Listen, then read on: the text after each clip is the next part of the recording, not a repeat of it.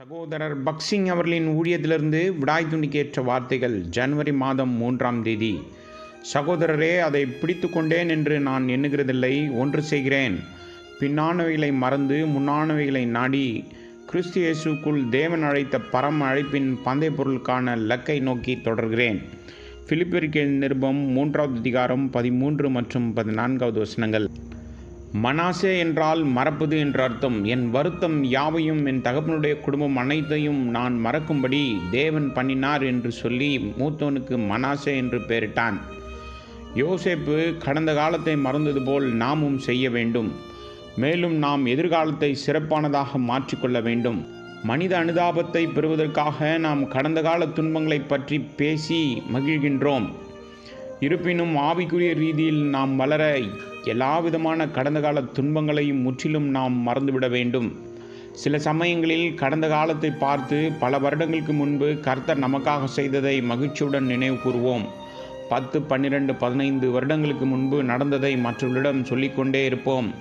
சில சமயங்களில் கண்ணீரோடு கூட அந்த அற்புதமான நாட்களை பற்றி பேசுகின்றோம். மேலும் சிறிது நேரமாவது நல்ல பழைய நாட்களை திரும்ப பெற விரும்புகின்றோம். திருமணமானவர்கள் திருமண வாழ்க்கையின் முதல் சில மாதங்கள் அல்லது வருடங்களை திரும்பி பார்க்கிறார்கள். எதிர்காலத்தில் தேவன் தங்களுக்கு எவ்வளவு பெரிய ஆசீர்வாதத்தை வைத்திருக்கிறார் என்பதை உணராமல் அந்த நாட்களுக்கு திரும்பி செல்ல இயங்குகிறார்கள். ஒருவேளை தேவன் உங்களுக்கு மிகவும் நல்லவராகவும் இருந்திருக்கலாம். மேலும் அவர் கடந்த காலத்தில் வல்லமையுடன் செயல்பட்டதை நீங்கள் பார்த்திருக்கலாம். எதிர்காலத்தில் உங்களுக்காக மிகப்பெரிய ஒன்றை அவர் வைத்திருக்கிறார் என்பதையும் மறந்து விடாதீர்கள். எனவே இந்த பெரிய காரியங்களுக்காக ஆவலுடன் எதிர்நோக்குங்கள். நான் முன்னோக்கி தொடர்கிறேன் என்று அப்போஸ்தலனாகிய பவுல் சொல்கின்றான். கர்த்தர் உங்களுக்கு கொடுக்க வேண்டிய சிறந்த காரியங்களுக்காக நீங்கள் முன்னோக்கி செல்லும்போது தான் உங்கள் நம்பிக்கை ஜீவனோடு இருக்கும். இத்தகைய எதிர்பார்ப்பும் நம்பிக்கையும் உங்களை தேவனுடைய இருதயத்திற்கு அருகில் வைத்திருக்கும். அவர் தம்முடைய நிறைவால் நம்மை நிரப்பி நம்மை பரிபூர்ணத்துக்கு கொண்டு வரும் வரை அவர் திருப்தி அடைய மாட்டார். நம்முடைய முழு ஆவிக்குரிய சுதந்திரமாகி அவருடைய முழு ராஜ்யத்தையும் நமக்கு கொடுக்க விரும்புகிறார். அதனால்தான் முன்னோக்கி செல்லுமாறு அவர் நம்மை கேட்கிறார். நல்ல பழைய நாட்களை நினைத்து 7 அல்லது 8 ஆண்டுகளுக்கு முன்பு இருந்த அதே மனப்பான்மையை கடைபிடிப்பது நமது ஆவிக்குரிய முன்னேற்றத்தையும் பலனையும் தடுக்கும். நம் அனைவருக்கும் மனாசே அனுபவம் தேவை. எது நடந்தாலும் எதிர்காலத்தில் கர்த்தர் நமக்கு நல்ல காரியங்களை செய்வார் என்பதை நாம் நினைவில் கொள்ள வேண்டும்.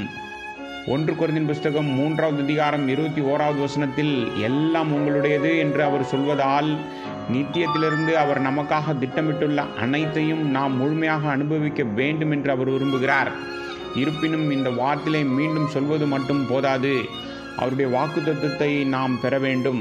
நிச்சயமாக நான் உன்னை ஆசீர்வதித்து உன்னை பெருக பண்ணுவேன் என்றார். எபிரேயருக்கு நிருபம் 6வது அதிகாரம் 14வது வசனம். இதுவே தேவனுடைய வாக்குத்தத்தம். இதன்படி அவர் நித்தியத்திற்கும் தம்முடைய ஆசீர்வாதங்களை நமக்கு மிகுதியாக வழங்குவார். இந்த காரணத்திற்காக நாம் கடந்த காலத்தை மறந்துவிட வேண்டும். அது எவ்வளவு நன்றாக இருந்தாலும் அதைவிட பெரிய காரியங்கள் நடக்கும் என்று எதிர்பார்க்க வேண்டும். அவருடைய ராஜ்யத்திலும் அவருடைய சிங்காசனத்திலும் நம்முடைய பரலோக சுதந்திரத்தின் முழு பங்கையும் நாம் உரிமை கொண்டாட வேண்டும்.